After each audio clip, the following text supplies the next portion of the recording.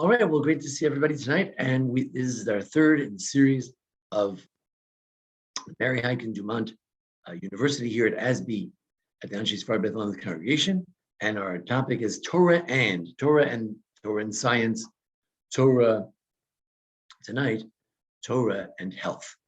Now, during the pandemic, we had some lectures about guarding from danger and health. There were a lot of discussions about vaccines in Jewish life. And so we'll be sharing some of those sources, but then some new sources about preventive medicine. Okay, we know that the Torah is very excited about saving a life and importance of value of life and healing. Okay, fine. But what about the preventive medicine? How far can you go to use preventive medicine? And to what extent is the Torah just in favor of medicine for people who are sick? What extent does it advocate for preventive medicine as well? All right, let's take a look at our special sources. Here we go. So, Torah and health. So how does the Torah reach deep to make sure that the safety is a priority and a value in Judaism? How does it go about that? So, first thing, I think the most prominent mitzvah in the Torah about safety is when you build a new home, you should make a battlement, a parapet. I don't know, I always use fancy words, but it's just a fence for your roof. So they used to have flat roofs. People lived up there. So you have to have a little fence so people don't fall off. Don't put blood in your house. We'll talk about that expression in a moment, because the faller will fall from it. You don't want someone to fall from it. Put up a fence, take precaution. So here we see not only the importance of saving a life, but also the preventive measures that we have to take precautions to make sure that people don't endanger others. So when it comes to health, maybe we should take a vitamin C every day if the doctor says that's a good thing to do. Maybe we can't eat too much red meat because you don't want to put blood in your house. Let's examine that a little more. The Medrash says this phrase is a very serious Medrash on Devarim. It says you should put a parapet or fence around your roof. So is it only roofs? What about if you have a pit, a hole in the ground that's very large? You have a cave or something like that. So Talmud Omar, Torah says, don't put blood in your house. You think there's less blood if people fall into a pit? Anything that's bloody, prepare, prevent, and protect. So why does it say a roof? Apparently, a ramp is not included. I'm not so familiar with exactly why a ramp is excluded. If you have a big ramp, maybe you should have a fence on the side. Some people have, steps up to their house, very steep steps, as I do in my house. And maybe you should have a ramp, or maybe you should have handles on the side. But in any event, it includes other things. This verse, which seems kind of narrow, you came here to talk about health, and I'm talking about not falling off a roof. It's not just about that. It includes other dangerous situations, but does it go even further? So, what does it mean not to put blood? So the Unkelos says, don't put the obligation of death in your house. Don't put your house in a situation, your home, your family, that they were responsible. The Yerushalmi says, don't put the obligation for spilling innocent blood in your home. Okay, fine. But here the Gemara expands this a little further. The Tanya will learn in a Brisa, an outside source. One of the rabbis of the Talmud says, how do we know you shouldn't raise a bad dog? What's a bad dog? We could debate what that is. Certainly a damaging dog in your house. You should have a shaky fence, a wall that's in your house. Could hurt someone. It could collapse. There could be an earthquake and it'll fall on them. So Talmud Omar, it says in Deuteronomy, Parsha Kitetse, chapter 22, verse 8, Lo tasim damim beitach, don't put blood in your house. So here we're expanding it from roofs, and we went to pits. And now we're saying also a dangerous dog. Anything that's dangerous for people's health, prevent it, protect people from it. Says Rabbi Yosef B'chor Shor, he says, L'rabot kol davar mazik, anything that causes damage. Could be a bad dog, could be a shaky ladder, anything else. Ramban says that this mitzvah is related to a different mitzvah. The Torah says that in Leviticus, you shouldn't tattle and don't stand idly by the blood of your neighbor. Now, what these two things have to do with each other, we'll have to get to. But what does it mean not to stand idly by? Don't stand by, says the Rashbam, Rashi's grandson. Rather, you can save that person with the life of the person who's chasing it. If Ruvain is chasing Shimon, you can kill Ruvain to save Shimon, because you can't just stand at the device. What am I going to do? I don't want to get involved. No. If Ruvain is pursuing Shimon, you could kill Ruvain to save him. So we go that far. You can take a lot of preventive measures to save Shimon's life, even as much as to kill the other fellow. So that's why we have armies and we have defense systems to protect human life. Now, of course, right now, Russia's running after Ukraine and the world's standing by, but that's another question. Maybe we're trying to protect ourselves. We don't have to get blown up ourselves. It's a tough issue. Ramban is an interesting thing. You see, in Deuteronomy, when it says to make a parapet, the question is this a new law or an old law? What do I mean? When Moshe gave the Torah to the Jews, he gave the 4 books, and then he said, let me review everything with you. Well, and I also want to add some new things that I know that you don't know yet. So the question is, the mitzvah of making a fence on the roof, is that a new mitzvah, only said in Deuteronomy? Or does it go back to something in Leviticus? He says, maybe it's mitzvah mechudesh, maybe it's new. Or maybe it's already known, because it says, don't stand idly by the blood of your neighbor. Just like you shouldn't stand by when someone's getting killed, someone's drowning in an ocean. So too, you shouldn't set up a home where someone could fall off your roof. So these two mitzvot are related to each other. We have to think about how they're different. Can anyone think offhand, how is it different to say, someone might fall off your roof, so put up a fence? Or just say, someone's drowning over there, go save him, you can't stand idly by. What's the difference? Who can define the difference for us?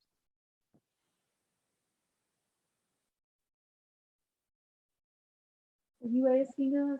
Yes. Oh, is one more proactive than the other? Correct. The putting up a fence, you just leave it there. You're not doing it. There's not an action. Right? When you're putting up the fence, the question, you make a bracha on it. I mean, after all, it's not really, you're just making it safe. Later, maybe you'll save someone's life when someone doesn't fall off.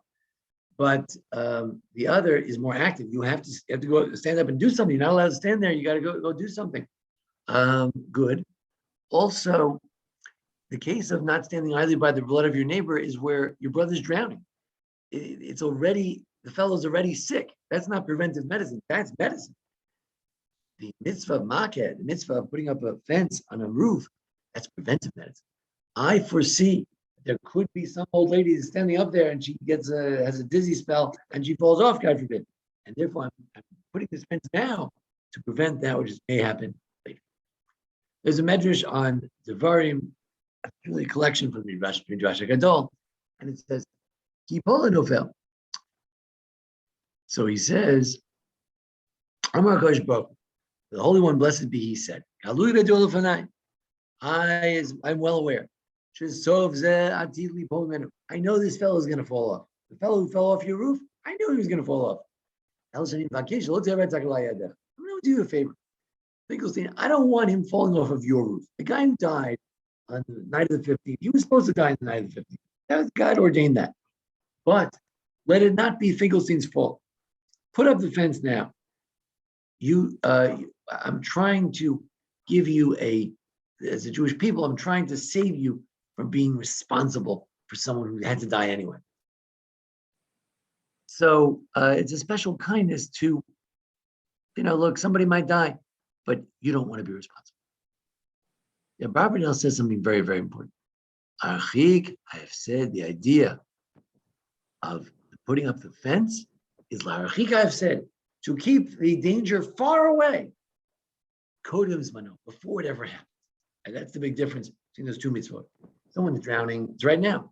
Like putting up a fence, you're keeping your house safe long before anybody even goes up on the roof. Long before any kid or old lady or some guy who got tipsy fell off the roof, you were there before. So this is preventive medicine. This is health. This is not health. I don't want to talk tonight so much about, do you need to take medicine? Of course, let's all take for granted that we have a mitzvah to heal people. The question is, do we need to, take certain therapies to prevent things from happening, to prevent whatever it may be, blood pressure pills, so you won't go too high. That is what we're talking about here. The Robert Nell says it well, to stop possible loss before it happens. Rabbeinu Bachya says he connects it with another mitzvah. In other words, not all mitzvot are standalone mitzvot. We tend to think there's 613 mitzvot, the twain never meet. No, some mitzvot are intertwined. So we were warned from danger. Where are we warned from danger? In other words, so you say, well, I'm warned, I have to put up the parapet. No. It's just like the other verse where it says, guard yourself and guard your life very much, to guard from danger. So the mitzvah, putting up a parapet, is to guard, is the same as the other mitzvah. It's not like the mitzvah of standing idly by the blood of your neighbor that the Ramban and Nachmanides said. No. Related to guarding yourself, preventive medicine. It's not about saving someone. So really, there's a verse in the Torah that says, guard yourself, protect yourself from danger. Make sure you don't do anything unhealthy. Is there a mitzvah like that? Here we did go into a discussion about that.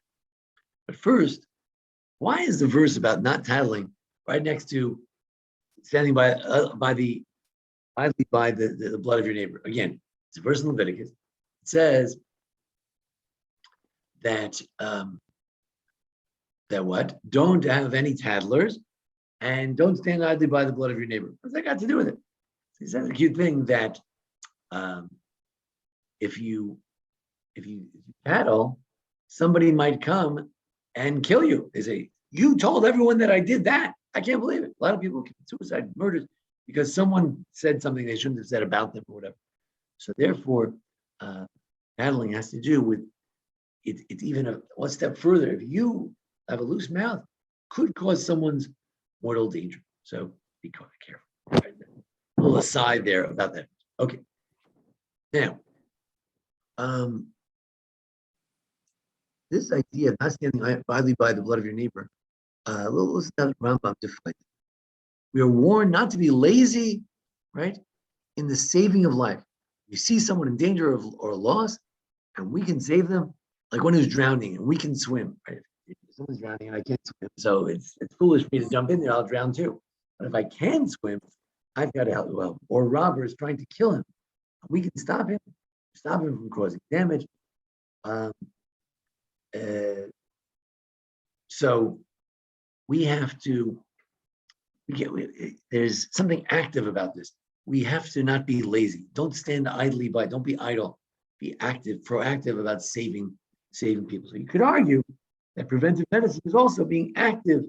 We're actively trying to save ourselves. We're not just waiting for we'll have a heart attack and then we'll worry about it later. No, we're proactively protecting us from saving lives.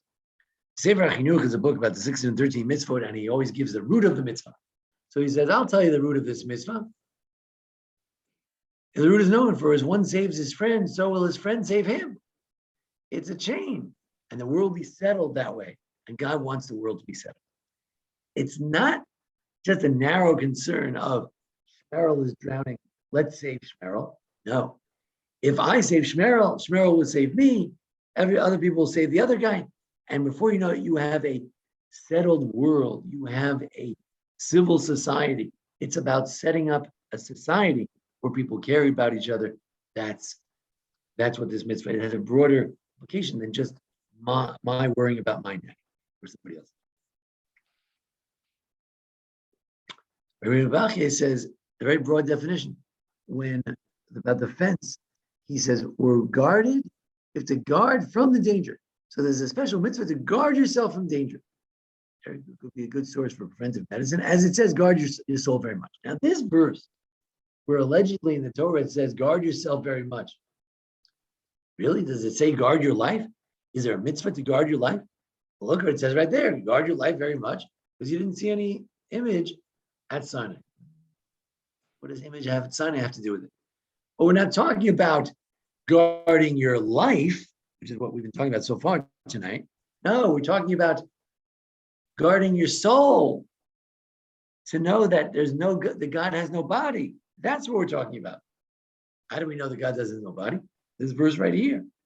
So why did Rabbeinu Bachya say that guarding, putting a fence is just like the verse of guarding your life?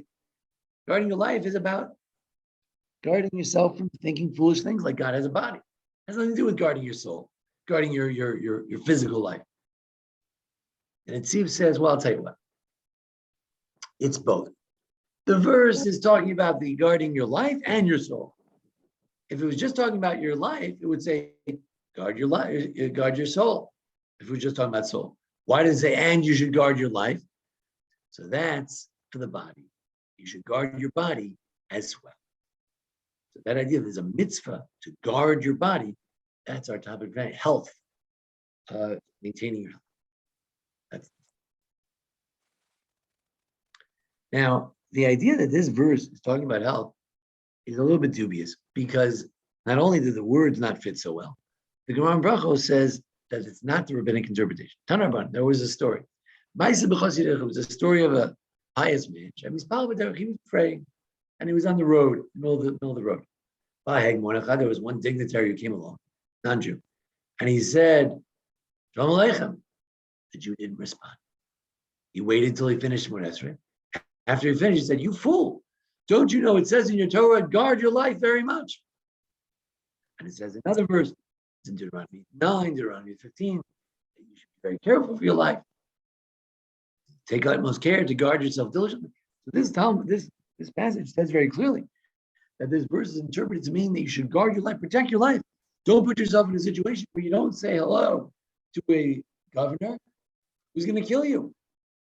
However, who said that was the hegemon, the hegemon, the officer, the dictator? This is not a Jew who's talking. If he is a Jew, he's a very mean Jew who wanted to kill somebody. So this is not a good source. But Rambam quotes this source. He says, any obstacle that has any danger to life, it's a positive mitzvah to remove it and to guard yourself from it. So here we have, right? If eating steak has any danger to your life, it's a mitzvah to guard from it and to be careful. Can I very ask you much. something? Yes. So if it's a mitzvah to guard your life, if you neglect your health, is that a sin?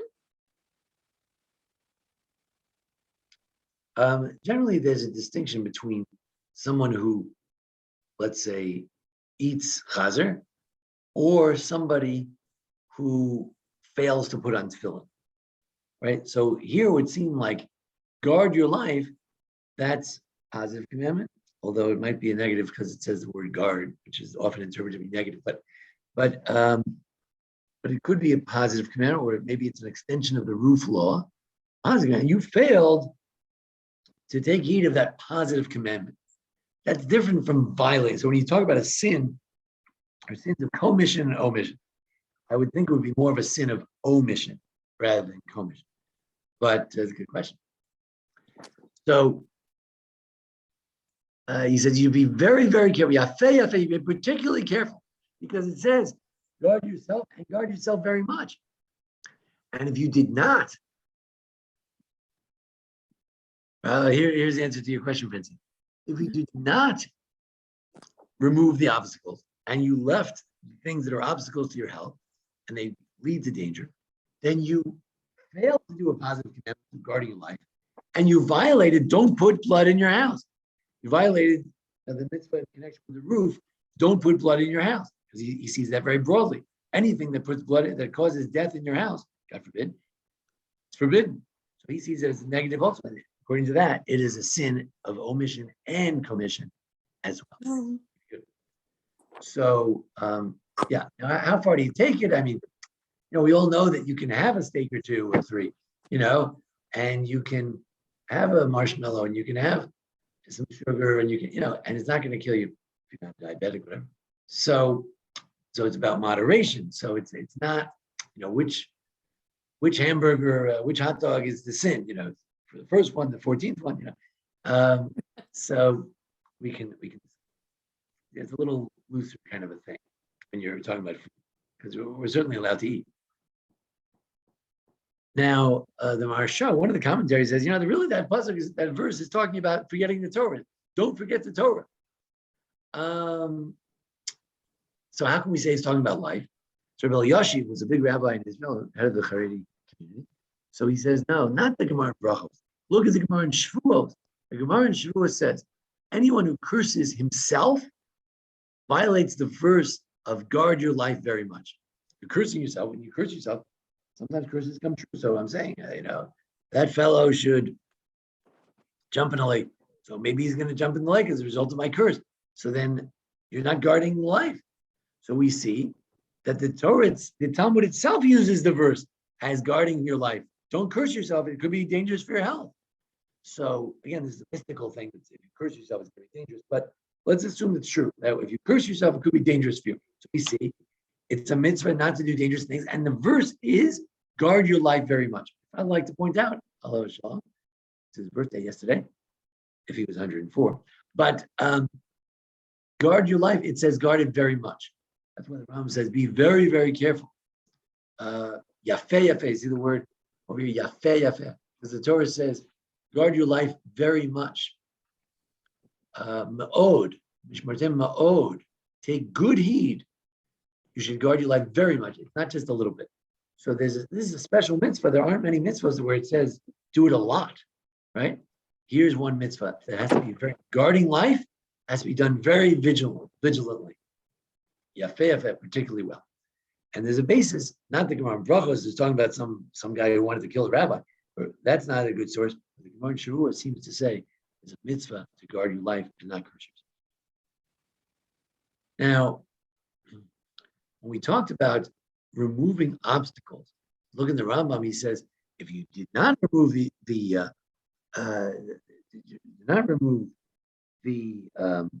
obstacles, then you violate a violation. Oh, wait a minute. Obstacles, someone say obstacle? There's a special verse in Leviticus. Don't put a stumbling block in front of the blind. So you're not supposed to put anything that's going to trip someone up. So, don't give a diabetic a candy bar. Rash Sforno is an Italian commentary. He says, even though it's not going to directly hurt him, you're going to cause it. In other words, if I put a stumbling block, let's say right now, I go in the middle of my sidewalk, and I'll put a piece of a brick in there. It's dark outside. The street over here, the lights are not so good. Someone might trip on it. So it's not my fault. I just put a brick on my sidewalk. But this is a new law that even though it's something rather indirect, it's still an obligation. In other words, putting a fence up so people won't fall off is more direct. Removing obstacles from a road because somebody might trip on it, and it's not my fault. They tripped on it. They did the tripping. I didn't trip. So this is even. One might argue that, let's say, as a community, we kill people. What do? We have businesses that are unhealthy, right? We charge. It costs $5 to get a bag of peppers, so you can have some green peppers. But you can get a Big Mac for $1.50, and you'll be really full. So we're killing people. The community, businesses, they're putting a stumbling block. Nobody has to eat it. Nobody has to buy it. But that's what we do. We put Chick-fil-A, all these fried chicken places. We put them downtown. A bunch of poor people don't have a lot of education about health, and we indirectly cause the damage as a society. But healthy food is more expensive most of the time.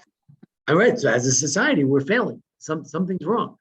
And I don't know, we're not buying enough vegetables, so they don't have that many, so there's full supply. So I don't know, maybe it's like anything else. How many cucumbers can you sell? Well, people are not that interested in cucumbers. How many Twinkies can you sell? Well, people are very interested in Twinkies, so you can sell a lot of those. Maybe it's like that. Maybe it has to do with supply and demand. Anyway, why do you have to put up a fence? So the Sefer Habatim is a book that Asher and Tani, my sons, exposed me to. It's a rabbi. I had heard of it, but I didn't realize how philosophical he was. He has a book about the mitzvot, like the other rabbis, and he gives reasons.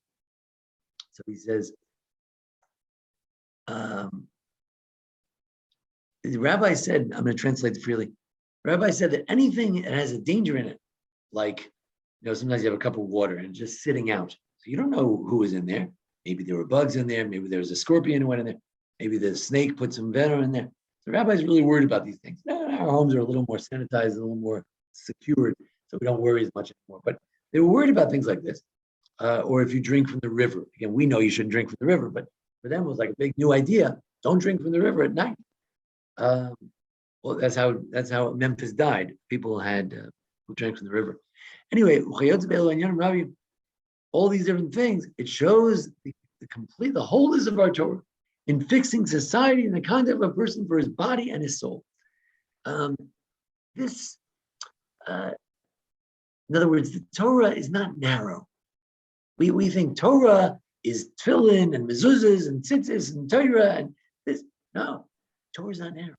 If you look at the Talmud, you find as a modern person, you find it very annoying that every now and then there are pages and pages or a whole page about, on Tuesdays you shouldn't drink this, and when the stars are like that, you shouldn't do this, and you should put this potion with that, and this is how to cure a snake bite. You say, well, what are we talking about? What the rabbis were such fools? They had this ancient medicine. What are they? I say, no, look at the brilliance over here. The rabbis thought in the Talmudic discussion, they should discuss cures and remedies, preventive medicine, curative medicine. They were interested in ideas, in health, because the Torah is interested in the fixing of the whole society. As how a person should behave for their body and their soul, not a soul food. Torah is not only for your soul. We're supposed to have wisdom and know and guard about health as well. So it's very important.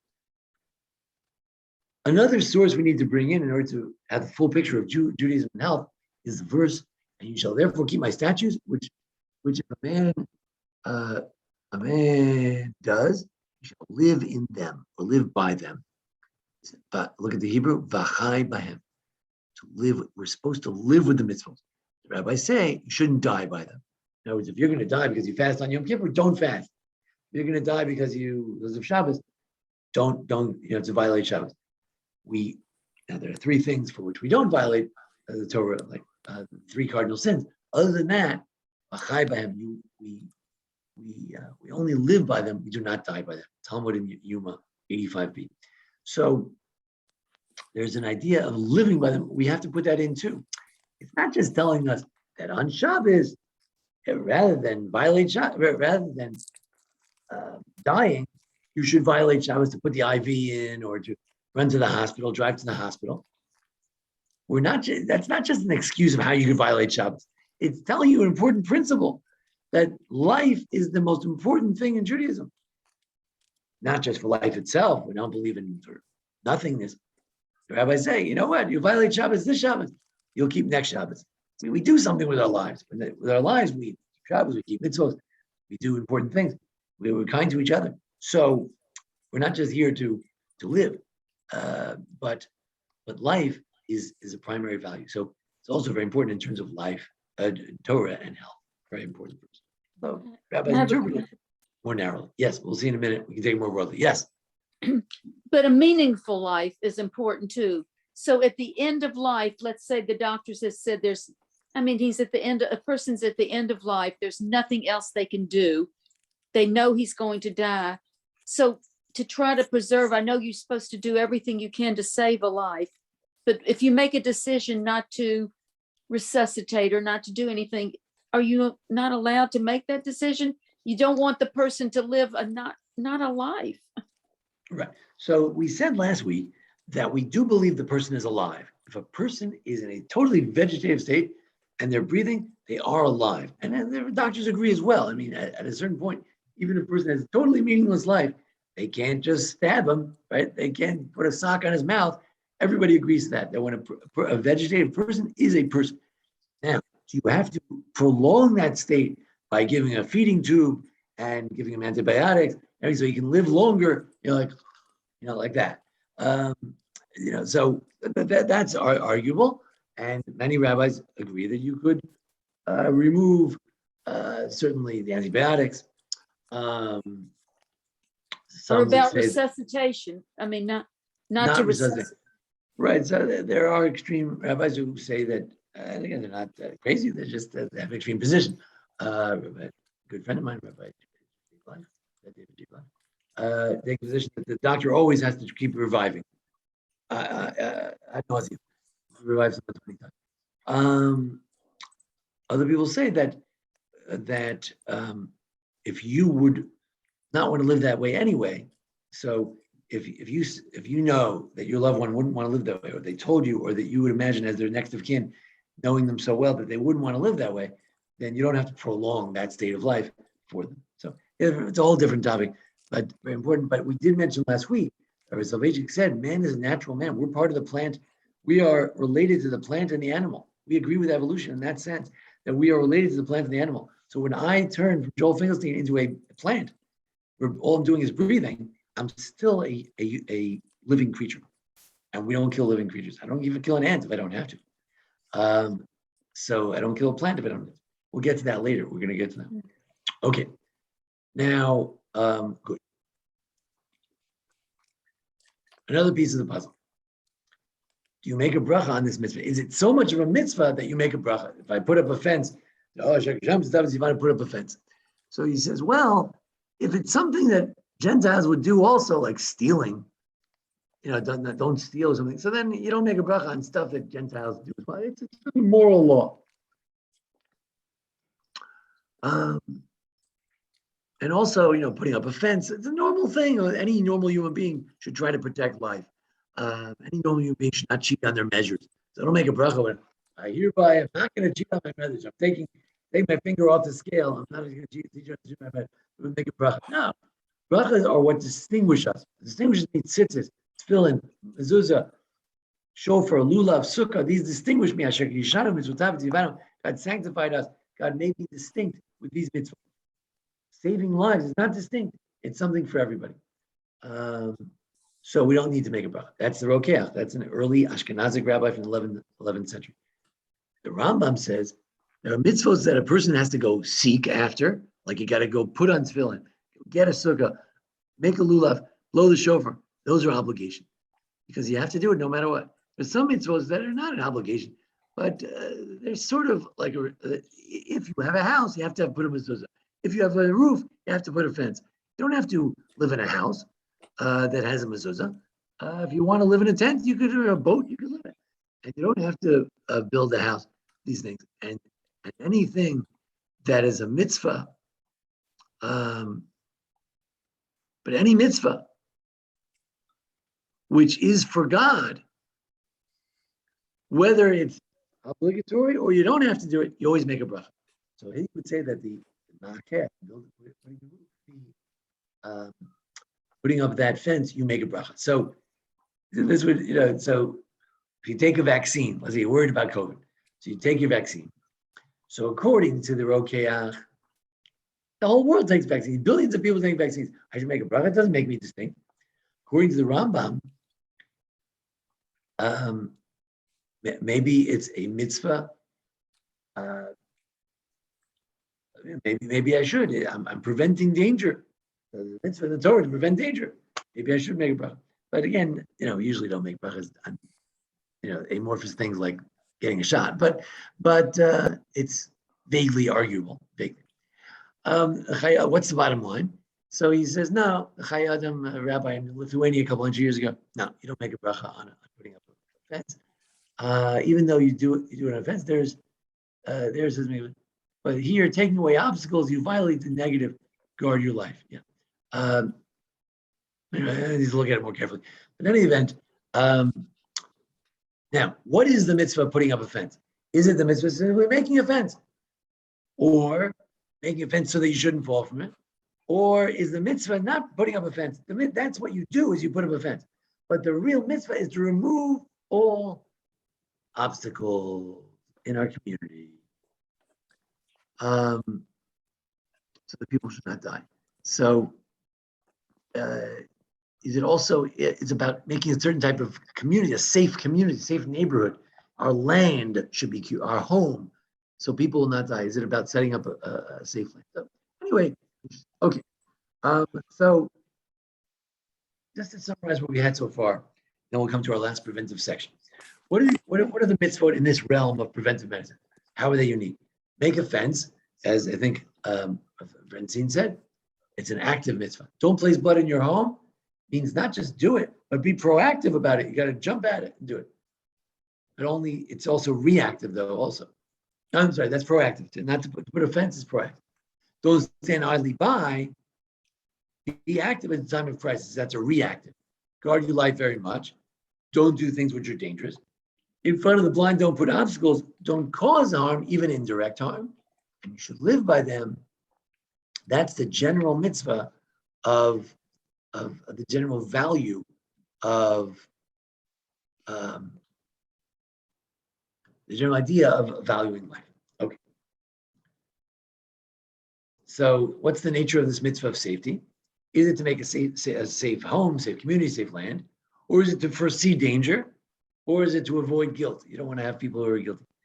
Or that you should be careful. Or is it to be careful? Or that your home should be safe? So if it's the home to be safe, it's not that related to this topic of preventive medicine. But if it's to be careful, that's more related to this point. We need to do things to be careful about danger. Okay. A general statement about health. The Rambam. Since keeping the body healthy and whole is a way of God. Really? For it's impossible. Why is it a way of God? For it's impossible to understand or know anything about the Creator if one is sick. Therefore, one must distance oneself from things that destroy the body and accustom himself to things that heal the body. And these are, a person should never eat except when he's hungry. Right? You shouldn't snack when you're not hungry. A person should not drink except when they're thirsty. You should not hold in his urine when it won't. All these different things. You don't hold it in. These and many other things are the Rambam, Dr. Rambam's, Maimonides, the doctor, his advice, but he puts it in the context of Jewish law, that it's a mitzvah to keep the body healthy. It's a way of God. It's part of it's an enabler for me to live a godly life. The problem is, isn't preventive medicine dangerous? It could be risky. So Ramban addresses this question, right? In other words, you say, hey, Rabbi, take vitamin D. How many milligrams? 5,000 milligrams. 5,000 milligrams of vitamin D. Do you know any studies about that? Do you know what that could do to me? No, it's good. You got to protect yourself from COVID, from other diseases. You got to take this. So wait a second, it could be risky. So should I take a risk in order to be preventive? Says the Ramban, who's also a doctor. In Yana Zakana, he says, let me talk about dangers. He says, I have a question. I'm going to translate freely.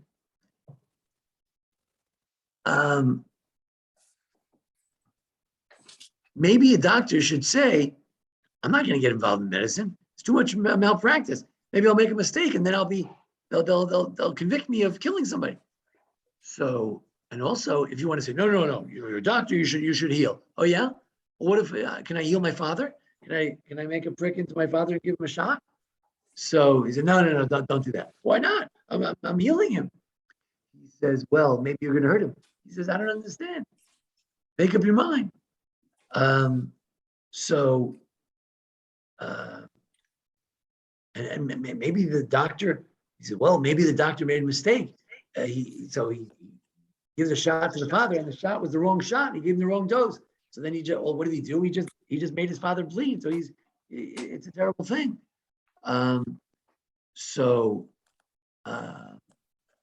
What should he do? So he says, let me explain this whole thing to you. Once the Torah says, he shall surely be healed. You know, if someone gets damaged, it says in Exodus 21, if someone gets damaged, he shall surely be healed. So there's a mitzvah to heal people. And that's what you have to do. Since you have a mitzvah to do it, don't worry about anything. And don't worry about malpractice. And if you do, practice medicine the way you think in the year 200, in the year 1000 BCE, whenever it is, in the year 2022, if you did it the way you're supposed to do, it's a mitzvah. Because the Torah told you to do it.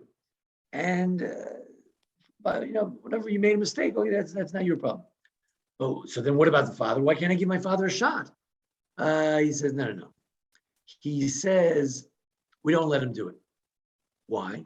Because there is a doubt, there is a question, maybe the shot won't work, and then he didn't do anything. So, but anyway, the key thing here is that when once there's a mitzvah to engage in medicine, the doctor, and I would argue the patient, has a right to engage in that normative medicine. Again, not wacko medicine, but normative medicine.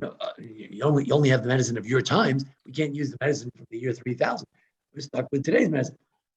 So you use your medicine of your time, and as Esther said, if you're lost, you're lost.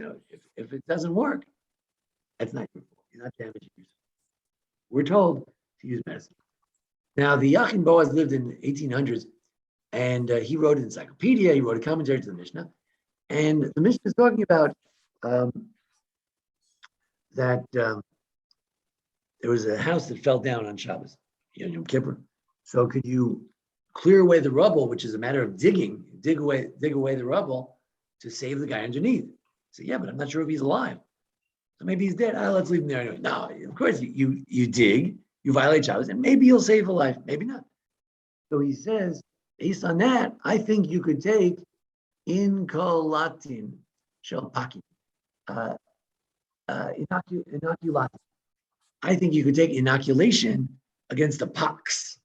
There was some kind of that vaccine they came out with in 1840 or something. So he says, I think you could take the vaccine, even though 1 out of 1,000 people dies from the shot on the inkolatin inoculation. Still, if he gets the pox, his danger is much greater. Maybe 1 out of 100 would die. 1 out of 1,000 dies from the vaccine. So therefore, you can put yourself into a slight danger to save yourself from a clear and present danger. Let's say my friend gets abducted in Ukraine. So I put on my ammo and I get my M16 and I go out to save his life. Wait a second, you're putting yourself in danger to save your friend. That's right. We put ourselves in danger. We take a shot. We always put ourselves in danger to save ourselves. So he and other rabbis dealt with this question of the inoculations as they came out in the 1800s. A few clever thoughts of preventive medicine. The best preventive medicine is the mitzvos. Why? Because that says if you heed the God diligently, doing what's upright in God's eyes, giving your ear to God's commandments, keeping all the God's laws, then I will not bring upon you any diseases that are brought upon the Egyptians. For I am Hashem, your healer. So God refers to himself as a healer, and if you do the mitzvahs, you'll be saved. Now, one could say that it doesn't work, that this is for the Jewish nation, it's not for an individual. You could say you have to be super, super pious for this to work. That certainly is true. But it's an interesting idea that the mitzvot themselves might be good preventive medicine to save us from bad things. Again, how exactly does the word work? We know there's Job. Job got very sick, even though he's very righteous. So exactly how this works is a different question. But it is a cute thing that the Torah itself could be preventive medicine. Okay. Another interesting source for preventive medicine, I think a couple of doctors wrote an article in the Journal of Contemporary of Halacha Contemporary Society in volume 42. It's an article about preventive medicine. I thank them for some of these clever ideas. He says Reb Chaim Falaji was a rabbi, I think, from Baghdad, and he said, look at number 17, Parshas Korach. Moshe said to Aaron, take the fire pan, put some fire on it, put some incense on it, and quickly go in the community. There's a plague. Go out and save them from the plague. Now, it's a mystical thing. Why the fumes from his incense save people from the plague, nobody knows. Was it a physical healing or was it a spiritual one? Whatever it was, he inoculated everyone from the disease. So it's not only a mitzvah if someone's dying, save him, but also if someone might get a plague, you can go out and preventive medicine. The importance of preventive medicine.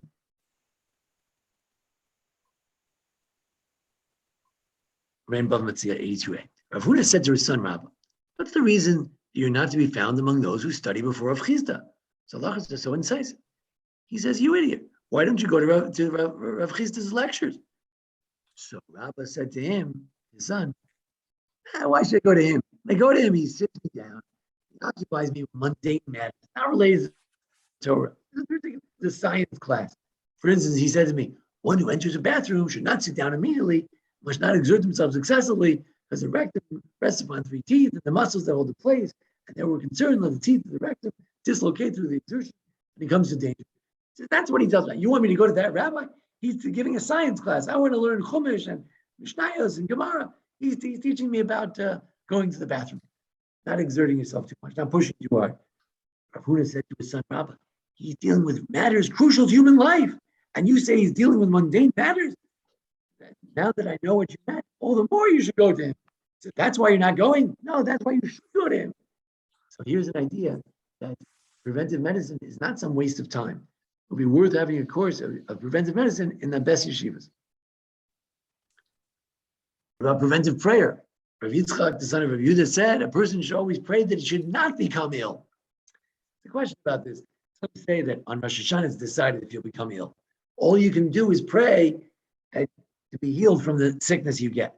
But here it says that no, that I think it's on the same page in Bava Metzia, that you can pray that you don't get ill. And he brings a verse to support it. The Torah Nor Chaim says something very based on the Rambam, very similar. He says, yeah, okay, so this is the daily activity. This is the Shulchan Aruch, the original Shulchan Aruch is called the Torah. So let me tell you. You wake up in the morning, you daven shachar, you pray tzitzis and tefillin, and you daven shachar, you say Shema, and then you finish the Shemona Esrei, and then after you go out of shul, you go to learn Torah before you go to work, and you should make a time to learn. And after all, you're going to be judged one day. Did you make time to learn? All you folks who are on the class night, you can tell God you made time to learn. But before you go to the base medrash, you're allowed to, you don't have to run right from shul to learn. You could go eat some bread. Because it's good to eat bread before you eat. And if you have a little bread and salt, it helps the stomach for many different ways. The water. And it's the final word. It's a mitzvah to engage in the proper behavior. Anhaga tova, lishmor b'yuto, to protect your health. Or you should be healthy to worship God. So before if you daven for 45 minutes, now you want to learn for an hour, and then you go to work. Before you do any of that, go eat some breakfast. Breakfast is healthy. You should do that. It's a mitzvah to do it. Torah, this is the basis of the Shulchan Aruch. Shulchan Aruch says something similar. In a completely different place in Choshen Mishpat 427, footnote 90, Tzadi, the Beragola, who is a rabbi who has commentary on the side of the Shulchan Aruch, he doesn't usually say that much, but sometimes he does. He said the following. That's why the Torah told us to be careful with life, with health, because the Holy One, blessed be He, created the world in His kindness to give us, to be nice to us, so that we would recognize how great He is, and we should worship Him by following His commandments in the Torah. Like it says, I made everything for my own honor. And He wants to give us reward for all the work we do. And anyone who endangers himself, it's as if they despise the will of God that you be alive. And he doesn't want to worship God. He doesn't want the reward. And there's no greater disregard than this. And I think these words should be very pleasant to those of you. So he says that life itself, not only should we not commit suicide, God forbid, but if someone eats himself to death or drinks himself to death, or drinks himself in a situation where the 45-year-old person is obese and have diabetes, and they're obese and they're getting heart attacks, right? Come to the hospital, you find out all these things. If that's what you do to yourself, then it's like you despised the gift of life itself. There's Tosefta. Tosefta is like an alternate version. It's not in the Talmud, but it's quoted in the Talmud. So they quote the following. He says, just like you're obligated if you damage your friend's property, so too you can't damage yourself. So as it says, your blood I will demand from you. That even if you do something to yourself, I will demand from you. If you rip your own hair out, or you rip your own clothing, or you break your own stuff, or you throw away your own money, it's like you're worshiping idols because you're just going after your evil inclination. So he says, I'm going to demand your life from you. It's a verse in Noah, after Noah landed. I'm going to demand your life. I gave you life. I demanded back from you. The Gemara in Shabbat says that after this rabbi did bloodletting, he would break an arm from his chair and he'd make a fire. So the Gemara says, wait a second. You're violating, don't destroy. We're not allowed to destroy trees. And similarly, we shouldn't destroy anything valuable. You're taking a chair, not breaking off a leg, putting in the firewood, destruction. So Rabbi said to him, the prohibition of do not destroy is also with regard to destruction of my body. Preventing illness and danger is preferable to me. What you're worried about destroying a chair? I'm more worried about destroying my life. When I give blood or I do bloodletting, which they thought was healthy, I need health. I need warmth. I need a fire. If I need a fire, I don't care if I destroy a chair. I don't want to destroy my health. So sometimes you have a box of cookies, a box of donuts. So you decided you went to St. Louis, you're going to get some Krispy Kreme donuts. You come home, you have a big box. You're living by yourself. So you enjoy one donut. After all, we can enjoy a donut once in a while. Then you have the whole box. And you know that if you leave that in the freezer, or if you leave it, you're going to eat another one. That's not going to be healthy for you. Throw it out. How can you throw out food? That's what a waste. Don't destroy. Deuteronomy 20:19. You have to remember this line. Not destroying my body. More important than not destroying the donuts or the bread or whatever you want to throw out, don't destroy your body. So it's okay to throw out the chocolates, throw whatever it is. Or if you're an alcoholic problem, throw out the bottle of whiskey. More important, don't tell me that you're wasting stuff. Don't waste your body. There's a mitzvah not to waste things, and that includes your body. So it's another. Finally, a word from Rabbi Machir. It's Seder Yom, an interesting book. It's an odd book. He says as follows. Let me see. He says, one should know that one of the most stringent mitzvot in our whole Torah, in the Holy Torah, is keeping Shabbat. One who keeps one Shabbat according to Halakha merits many things. Nevertheless, Chazal, the rabbis, were lenient in its observance regarding saving life. And not only certain saving life, but also if it might be life-threatening. Maybe somebody might. You can also violate Shabbat. Shabbat, one of the most serious things in Judaism. So he says, therefore, you can use the following a fortiori reasoning. If one is permitted to set aside one of the most stringent negative precepts, which carries a sentence of either spiritual excision or capital punishment, if you can violate Shabbat, in order that the person who is ill may benefit to keep other mitzvot, to save his life so he can do more mitzvot. Certainly, if there's no transgression of any mitzvot involved, it's appropriate to take one's health by sheval tas, by sitting and don't do certain things because they could be dangerous. So he says, we just like to say, health is very important. You can violate Shabbos for it. No. Health is important even when it's not Shabbos. Forget about Shabbos. Just if there's a opportunity to do something healthy, not healthy, we have to take it very seriously. So in any event, I think we've made a good argument that preventive medicine is important, whether it stems from this notion of putting up a fence on your roof, whether it stems from the notion of not standing idly by, not putting blood in your home, whether it stands for the idea of not putting obstacles, whether it's the idea of guarding your life very much, whether there are other precedents for the preventive prayer, preventive, what did we say?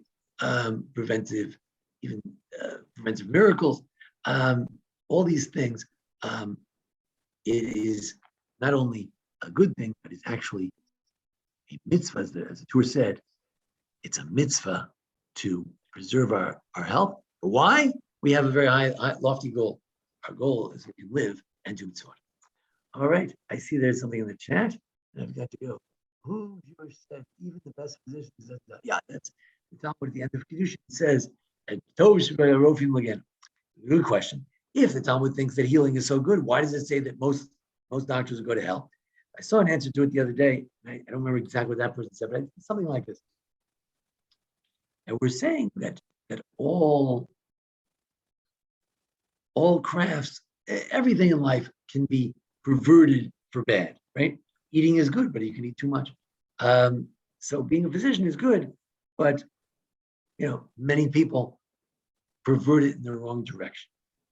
Some people are not responsible enough. Some people are too flippant about the patient, who needs them. So I think they're also saying that, yes, when you are a doctor and you have people's lives in your hands, there is greater danger of doing the wrong thing. And therefore, you should be very, very, very vigilant and very concerned about that. But I don't think it can. We say just because you can't necessarily do it perfectly doesn't mean we can't do it. We have a mitzvah to heal. So I think we saw that source very clearly. A mitzvah to heal, you can do it. Don't worry about it. That's the Rambam. All right, everyone, I'm sorry I have a meeting I have to run. But if you have any questions, please email me, whatever, and we'll be in touch. And or ask when we see you next time. And thank you for joining us for this 3-part series. Thank you so much.